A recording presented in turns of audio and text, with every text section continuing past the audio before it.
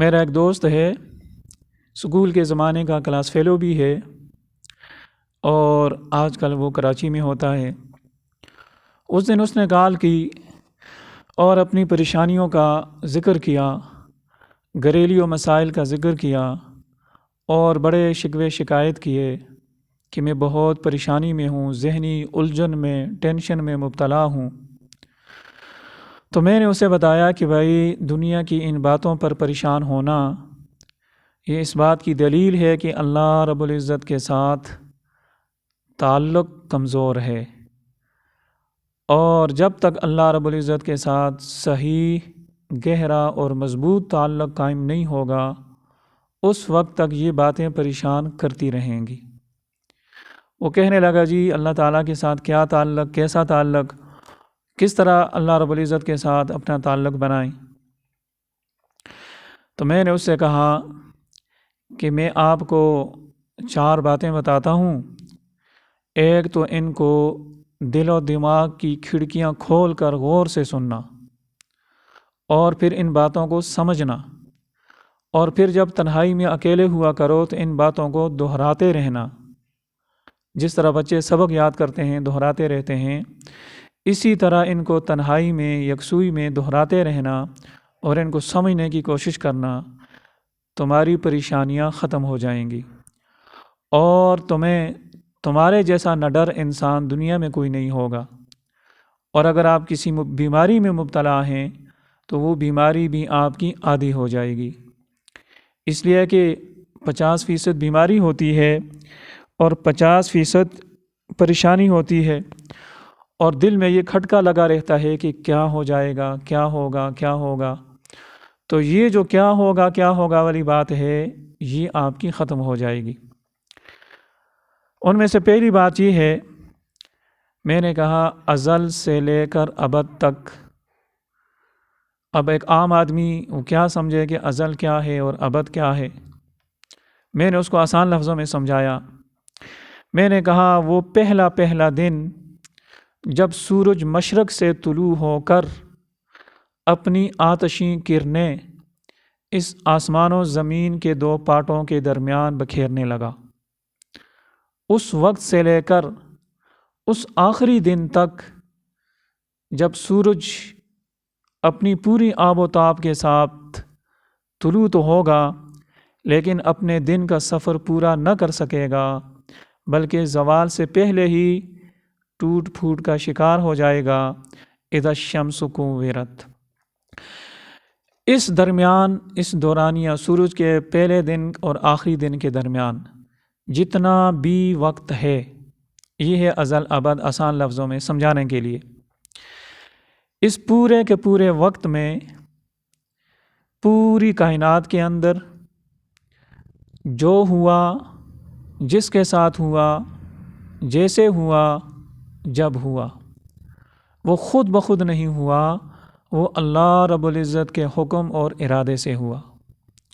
اللہ رب العزت صرف اس کائنات کے خالق نہیں ہیں کہ بنا کر چھوڑ دی، بنا سجا سنوا کر چھوڑ دی کہ جیسے چلتی رہے، جس کے ساتھ جو ہوتا رہے، ایسی بات نہیں۔ جیسے اللہ رب العزت اس کائنات کے خالق ہیں، پیدا کرنے والے ہیں، اسی طرح اس کائنات کے مالک بھی ہیں، مدبر الامور بھی ہیں، اس کائنات کا نظام چلانے والے بھی ہیں۔ لہٰذا جو کچھ ہوا اور جو کچھ ہوگا اللہ رب العزت کے حکم اور ارادے سے ہوا۔ یہ پہلی بات ہوئی۔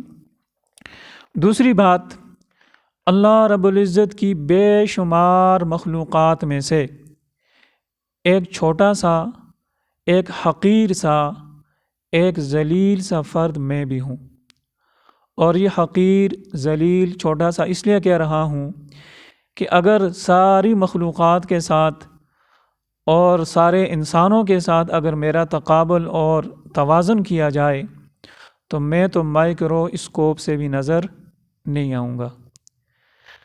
تو میرے ساتھ بھی جو ہوگا بقیہ انسانوں کی طرح، بقیہ مخلوقات کی طرح، وہ بھی اللہ رب العزت کے حکم اور ارادے سے ہوگا۔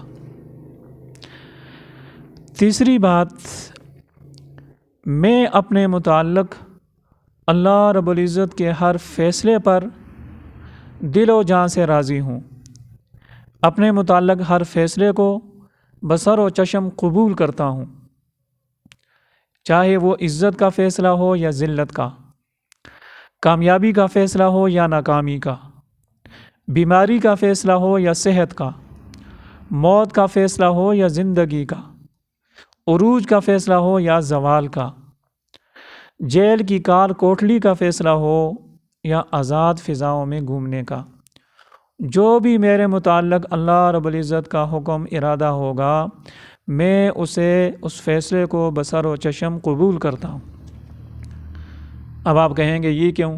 اپنی ناکامی پر تو کوئی بھی راضی نہیں ہوتا، اپنے زوال پر تو کوئی بھی خوش نہیں ہوتا، اور اپنی بیماری پر تو کوئی بھی خوش نہیں ہوتا۔ میں اس لیے راضی ہوں اللہ رب العزت کے ہر فیصلے پر کہ میں نے اللہ رب العزت کو اپنا رب مانا ہے، اور رب ماننے کا مطلب ہی یہ ہے کہ اس کے ہر فیصلے کو تسلیم کیا جائے۔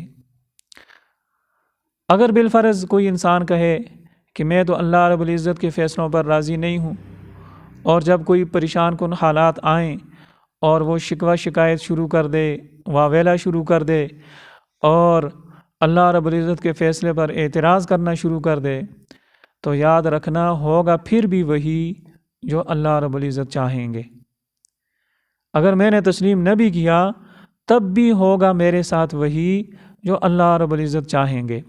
ہاں، میری بہتری اس میں ہے، میری خیر اس میں ہے کہ میں اللہ رب العزت کے ہر فیصلے پر راضی رہوں۔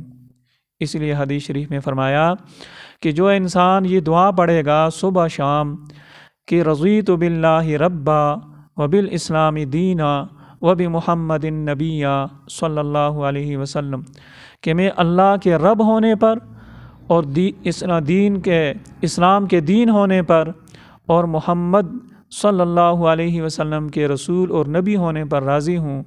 فرمایا کہ اللہ رب العزت اس انسان کو قیامت کے دن راضی کریں گے۔ تو یہ مطلب ہے اللہ کے ہر فیصلے پر۔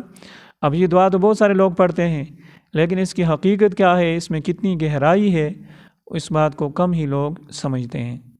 تو بہرحال اللہ رب العزت کے ہر فیصلے پر راضی رہنا۔ چوتھی بات میں نے کہا کہ یہ ذہن نشین کر لیں کہ میں بہت کمزور ہوں، میں بہت ناتواں ہوں، میں مصائب جھیلنے کے قابل نہیں، اور میں مشقتیں برداشت کرنے کے لائق نہیں۔ میرا تو بچپن اور لڑکپن اور جوانی پوری زندگی اللہ رب العزت کی نعمتوں میں گزری ہے، اور میں سخت ہوائیں دیکھنے کے قابل نہیں ہوں، برداشت کرنے کے قابل نہیں ہوں۔ اتنی گزارش، اتنی التجا، اتنی فریاد ضرور کروں گا کہ اے اللہ، ایمان دینے کے بعد کفر کے ارتکاب سے بچانا، اے اللہ ہدایت دینے کے بعد گمراہی سے بچانا، اے اللہ علم دینے کے بعد جہالت کے کاموں سے، جہالت کی باتوں سے بچانا، اے اللہ عزتیں دینے کے بعد ذلت سے بچانا۔ یہ دعا ضرور کروں گا، یہ التجا اور فریاد ضرور کروں گا، لیکن بات پھر بھی وہی ہے، ہوگا میرے ساتھ وہی جو اللہ رب العزت چاہیں گے۔ یہ 4 باتیں میں نے کہا ذہن نشین کر لیں، اور ان کو بار بار دہراتے رہیں، اور ان کو سمجھیں، یکسوئی میں، تنہائی میں یہ دہراتے رہیں، انشاءاللہ آپ کو بڑا فائدہ ہوگا۔ اور یہ باتیں کہاں سے لی ہیں؟ یہ باتیں کہاں سے لی ہیں؟ یہ قرآن کی مختلف آیات سے لی ہیں، احادیث مبارکہ سے لی ہیں۔ قُل لَن يُصِيبَنَا إِلَّا مَا كَتَبَ اللَّهُ لَنَا، اور اسی طرح ما اصاب من مصیبت الا باذن اللہ، اور اسی طرح حدیث شریف کہ ما شاء اللہ کان وما لم یشاء لم یکن، اور اسی طرح وَأُفَوِّضُ أَمْرِي إِلَى اللَّهِ إِنَّ اللَّهَ بَصِيرٌ بِالْعِبَادِ۔ یہ کچھ اشارات میں نے کر دیے ہیں علماء کرام کے لیے جو ان کی ترجمے کو اور مفہوم اور مطلب کو سمجھتے ہیں۔ اب یہ جو 4 باتیں ہیں، آپ کی مرضی، آپ ان کو اللہ تعالیٰ پر ایمان لانا یہ نام دے دیں، یا ایمان بالقدر یعنی تقدیر پر ایمان لانا، یہ نام دے دیں، یا آپ کہیں کہ اس کا نام ہے تفویض سپردگی، اور یا آپ یہ کہیں کہ اس کا نام ہے تسلیم و رضا، یا آپ کہیں رضا بالقضاء، جو بھی نام دے دیں، لیکن یہ باتیں ہیں بڑے کام کی۔ اللہ رب العزت ان کی گہرائی کو ہمیں سمجھنے کی توفیق عطا فرمائے۔